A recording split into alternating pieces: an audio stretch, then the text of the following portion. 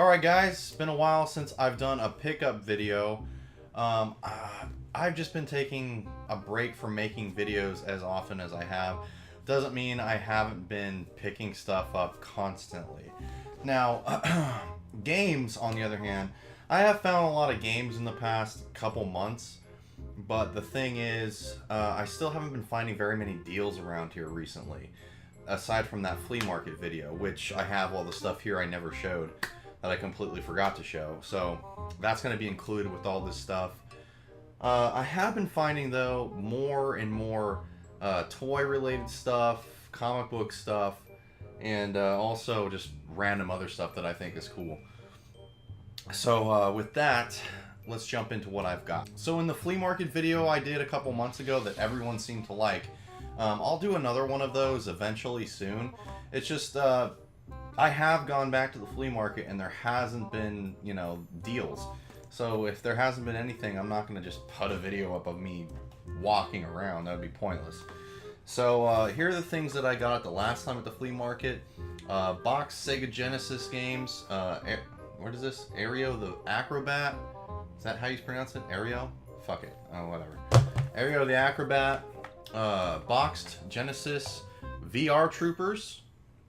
It's a little sun faded, but for the price and everything, I mean it's whatever. It doesn't have the manual, which kind of sucks.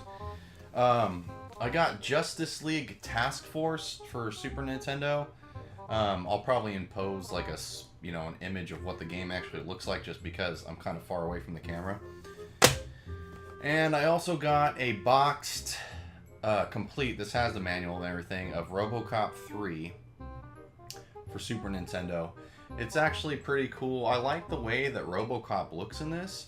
It's no RoboCop versus Terminator though. I actually prefer RoboCop versus Terminator over this game because it seems this is just a little more floaty and cartoony and not as well done as RoboCop versus Terminator was. Even though RoboCop vs. Terminator is like one of the harder games on Super Nintendo, and it's pretty relentless when you get near the end. Almost just complete rape difficulty. Anyway, I got these VHSs recently. I do have a VHS collection.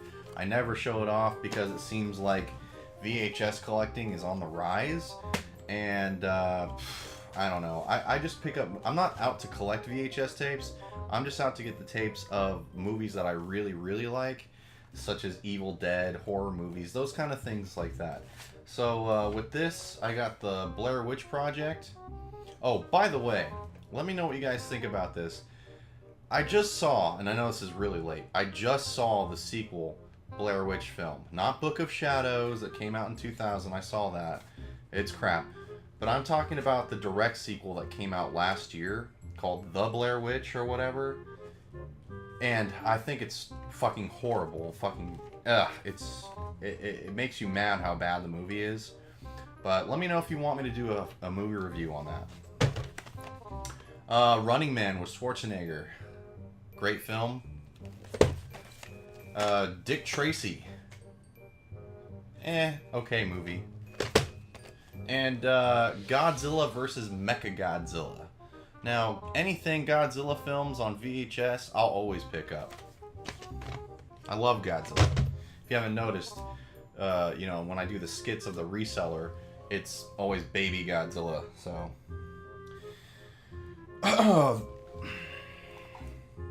This is pretty cool. I actually picked this up on eBay because I saw it on there for $5.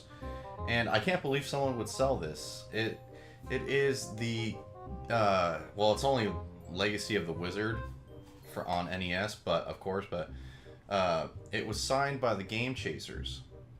And this was one of their first DVDs, Indiegogo promotion. When they did their first DVD run, they gave a game away with the people that pre-ordered the DVDs. I wasn't one of those people because I didn't know the Game Chasers yet, and but this guy was selling his, so fuck it, I picked it up.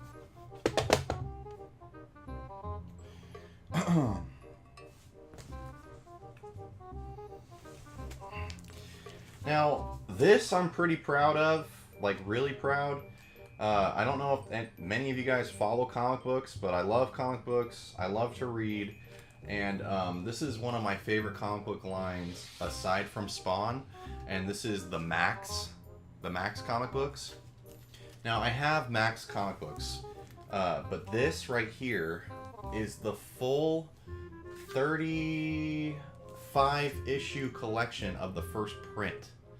Not to mention also some one-off first print issues that are very hard to find, such as Max and Friends, and also you know, the tiny little one-off comic books, one-shots. Anyway, Max is one of my favorite one of my favorite comic book characters. The story is fucking amazing. It's about some crazy homeless dude who dresses up in this green suit but somehow has superpowers that no one knows about, and he is also goes back and forth into this crazy alternate universe that he has in his mind, all while trying to protect this girl named Julie from Mr. Gone. I would go into more detail about the Max, but anyway, they also did a back when the Max was popular. Well, he was kind of popular. They did a MTV special, and they had, just like the Spawn animated series, they had a Max animated series, and it's really, really good. So if you can ever find that on VHS, I'm pretty sure you can buy it on Amazon on DVD. I have the VHS of it. I'm pretty happy. That's kind of a obscure VHS to have.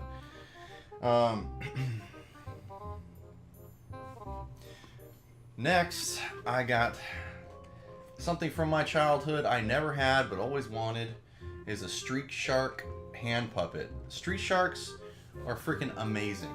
Now, I know a lot of people are like, oh, Street Sharks were just a rip-off of Ninja Turtles. Well, yeah, they kind of were, except for the fact that they are about 3 times the size of the Turtles, and they look like the Ultimate Warrior mixed in with Hulk Hogan and Arnold Schwarzenegger. They all did, you know, like the kind of like surfer talk and shit like that, but these are just so fucking cool. Like, today, I don't know, these are just really cool to me. I want to get a whole collection of these one day, and here's a question I want to know, if anyone has the answer to this. Why, out of all the 90s cartoons that ever came out, why did they never make a Super Nintendo game on Street Sharks? We got video games, shitty video game renditions of other Nickelodeon and other cartoon characters, such as Rocko's Modern Life. The game sucks. All Real Monsters, the game sucks. Mighty Max, the game sucks. I mean, so many cartoon video games, but none of Street Sharks. And Street Sharks would have made a perfect beat-em-up game, just like Turtles in Time. So why that never happened, I don't know. People must have just been not thinking.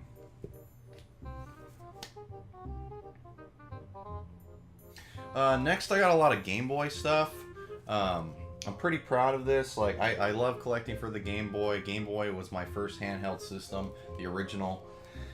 And I'm always on the lookout to collect new stuff for it. Power Quest on Game Boy Color. This is complete. The box is near mint.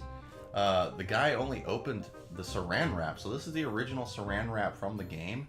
And he only opened the top to play the game. And yeah, I'm very proud of this game. I loved it. And I'm happy that it plays on the Super Game Boy because it's one of the black carts, not the clear carts. Anyway, it's just a really great game. It's a...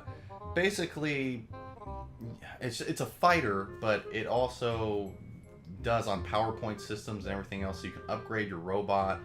And I think, you know that movie Big Hero 6? The very intro to that film? Basically, it's this game. And I thought when I was watching Big Hero 6 that they stole this idea from this game. I don't know when the comic book came out and when the movie came out of Big Hero 6, but watch the intro, and if you've ever played this, you're going to be like, holy shit, maybe they did rip this off. I don't know. Next I got Ninja Turtles Fall of the Foot Clan. I used to have this game as a kid as well, but this box is in super nice shape. It came complete, and this is another one of those Ninja Turtle games I had as a kid that I loved. I think I traded it in like middle school for something. I don't remember what exactly. Probably wasn't worth it at the time. Yeah, it's a fucking really easy game. I'm actually thinking about doing a review for it because I played through the whole thing and I beat it in like 20 minutes. I couldn't believe how easy it is. Even elementary school me would have been able to beat this without any hassles. That's how easy that Game Boy game is. So,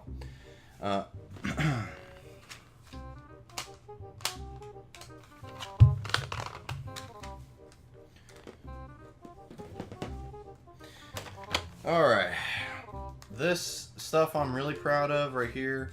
I got Tetris Attack for Game Boy. I got Solar Striker for Game Boy. I got Primal Rage for Game Boy. And this Primal Rage is something I picked up at the flea market. It's something also that I didn't show in the video. Ren and Stimpy Vidiots. I already have this game, so it's extra copy. And Tetris 2. Now, here is the thing that is probably going to blow some people's minds. I was coming home day before yesterday, and in my neighborhood, some guy was having some local neighborhood garage sale at his house. And lo and behold, he had this there. He said it's been sitting in a drawer for like 25 years. His kids didn't want it. He didn't want it. So I bought it for $30. $30 is a lot, kind of. But for this, I think it's completely worth it. It came with everything you're about to see here, except for, let me take these out. It didn't come with these two Pokemon games, Red and Blue. I already had these. I just put them in there so you can see them because it's a clear display case. Some of the other games that you saw I already showed actually came in as, like Tetris 2 and other crap. But this is an official Nintendo 1989 clear Game Boy case, and the Game Boy and games all came with this for $30. This is an official Nintendo case. I'll get a close-up of that for you guys. It's an official Nintendo case that you see Nintendo right here. It has all of the labeling still of like when it came out and product of Nintendo and all that cool stuff. Oh!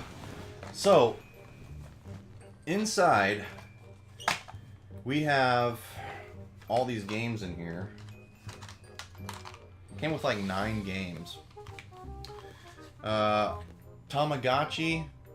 I remember these in elementary school. Like every little girl had one, and then they made the Digimon ones for boys. Tetris. This is like my 3rd copy of Tetris now. Quicks. I don't know what Quicks is. And then this one random Game Boy Color game. Jungle Book, Mowgli's Wild Adventure. I don't know. I'll probably play it one of these days. And now let's look at the Game Boy. The Game Boy is in freaking pristine condition. It is in perfect shape. Like it was never played. Aside from the label being worn, this Game Boy is in perfect condition. I love how it looks. And now this is my 2nd original Game Boy that I have. I have another one that has like a dinosaur thing on the front of it. I don't know if it was like Jurassic Park or something. I have no idea. But this is pretty awesome. I'm pretty happy about this. This was like one of the major scores. These kind of finds where you randomly run into things like this, even if it's in your local neighborhood, this is the kind of stuff that makes me keep on collecting. This is the stuff that makes it exciting for me and makes me want to keep doing it. There are times where I think everyone experiences burnout because you don't find things that you're looking for, and you go many times over again to either Salvation Armies, Goodwills, flea markets, thrift stores, record stores, whatever, and you never find anything. That's more times than not, especially nowadays, especially in the last 3 years, it's gotten really bad. So, but these random finds like this is what makes me keep collecting. It gives me hope that I'm gonna find things that people are just gonna either throw away because they're just like, who cares? It's old video games. It's made for kids. I don't give a shit about it. Well, I give a shit about it, and I know many of you give a shit about it. So, this is the kind of stuff that makes me want to keep my head up and keep looking for stuff. And anyway, I thought I'd share it with you guys. Now, I got 2 more things to show. I got this Milton Bradley 500-piece movie poster puzzle of Beetlejuice. Now this is a big fucking puzzle. It's a full-on movie poster. Look at that. Really fucking cool. Now, I found this at the Salvation Army for only $1. They had it listed, but because it was Monday, was it Monday or Tuesday? It was Monday.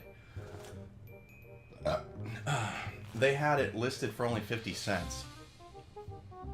So go figure. A 500-piece movie poster of one of Michael Keaton's greatest films, and Winona Ryder, for that matter. 1989. Yeah, that's a no-brainer. 50 cents. Fucking gold. Last but not least, I picked up were these vintage Topps 1989 Batman cards. These are the cards that have the wax outside paper, 9 cards, 1 sticker, and 1 stick of bubble gum. And this says all new second series. I don't know what the second series was, but it's not Batman Returns, it's just Batman. And you can see these right here. These are all very cool. This one, I like this one a little more because it has Batman about to beat the shit out of Joker. It's pretty awesome. But these are really cool. I'm really tempted to open these. In fact, I have no problem opening these. If you guys want me to open them, I will. And here's the thing also. Because these have gum that's from, you know, that's about as old as I am. I'm a little bit older than these, which is kind of blows my mind a little bit. I will open these on camera in another video, and I'll try one of the pieces of gum. I'm not gonna freaking eat a piece of gum from all of these, unless you guys want to pay me money to do it. But otherwise, yeah. I hope you guys enjoyed this pickup video. All this stuff was really cool. I'm really happy to have it all. And all I can say is thank you guys who support the channel still. You can find more of my stuff on, well, some of my other stuff on my second channel, Level 1 Drunk. And is there anything else? Twitter at Retro or Die, and Instagram. But anyway, guys, thanks for checking this out, and later.